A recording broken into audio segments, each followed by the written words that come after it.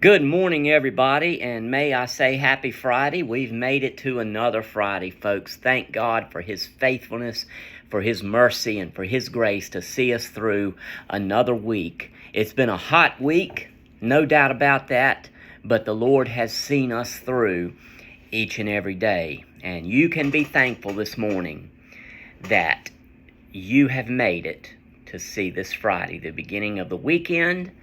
And we are at the threshold of our day of worship on Sunday. And I've been saying this all week. I want you to come and be a part of our worship on Sunday. The message that we have on Sunday is going to be very powerful. It's going to be very needed. And every single Christian needs to hear it. And I don't want to exclude anybody. So always, if you do not know Jesus Christ as your Lord and Savior, you are welcome to come to hear the love of God so that you will come to know Jesus as your Lord and Savior. And just be there. I'm praying that God is just going to come forth and show us something that we have vastly forgotten about in our day and age. So you all come and be blessed by this message on Sunday. I want to read to you today from the 59th Psalm. I'm going to read one verse of it, but before I do, I'm going to give you the context. I'm going to give you the meaning. David wrote Psalm 59 as a prayer of deliverance. At that point, King Saul had sent men to surround David's house so that they may kill him. My guess is just waiting for David to come out of the door of his house so they can kill him. And we all know that King Saul was after David, and David prevailed, but we also know that many of the Psalms that David wrote were under the context of this hunt that King Saul had for him. But the one thing that we notice in these Psalms, and it's very, very interesting, David starts them out sort of lamenting about what's going on. Maybe even saying, "How long, O Lord, will you be distant from me?"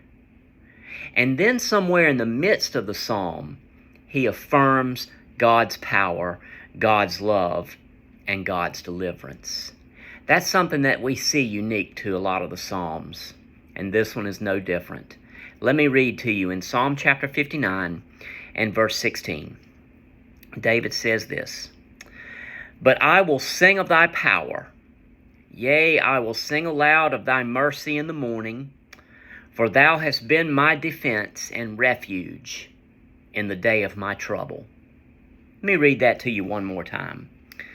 "But I will sing of thy power. Yea, I will sing aloud of thy mercy in the morning, for thou hast been my defense and refuge in the day of my trouble." David is affirming right here that even though he's in danger, even though those times may creep up where he says, "God, why are you so far from me?" he still affirms that God is his mercy and his defense. Christian, how often when we are facing some uncertainty, when we're facing some kind of difficulty, you name it, we face it.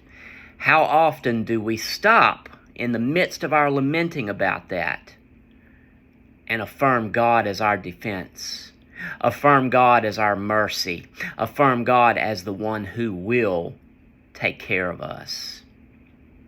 Many times, Christian, we look so much on the difficulty, but we don't look on our deliverance.